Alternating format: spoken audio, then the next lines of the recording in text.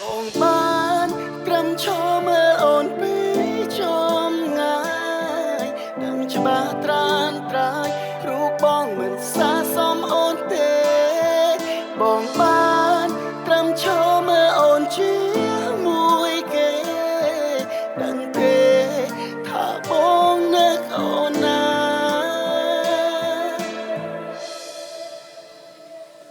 សំឡេង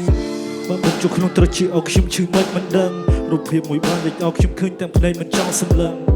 ដូចខ្ញុំដកដង្ហើមចង់ប្រផុតអញ្ចឹងឬមួយខ្ញុំមិនអាចទទួលយកបាននៅឬនៅខួរក្បាលខ្ញុំឡងសតិដូចអ្នកពលគ្រឿងស្រវឹងខ្ញុំដើរទៅរកទីខ្ពស់ពេលដែលលឺដំណឹងចំណងស្នេហ៍ខ្ញុំខំសាងចិត្ត2ឆ្នាំយ៉ាងប្រឹងបើអ្នកដតីឆោអូនពីបងត្រឹមមួយថ្ងៃយ៉ាងវើជាងស្រីដែលបងស្រឡាញ់ហើយជឿជាក់ខំបំផុតបងតែប្រយ័ត្ននឹងអ្នកដតីដែលធ្វើឲ្យយើងមិនសុខและបងមិនភ័ក្រមួយឆាំគ្រួសារព្រោះបងរំពឹងចិត្តអូនពីអ្នកថ្មីតែចុងក្រោយអូនភ្លុំបងចោលដោយសែងប្រៃតែប្រាប់តែខ្ញុំជឿលើអ្វីដែលបងបានគិតថ្ងៃនេះក៏ហត់ទៅជឿគុំស្នាប់នៅអ្វីដែលបងបានលើពេលនេះប្រហែលថ្ងៃនេះបងគ្រាន់ជាសពទេខំរងចាំថ្ងៃស្អែកបែរថ្ងៃស្អែកបងនៅតែឃើញអូននៅជាមួយគេ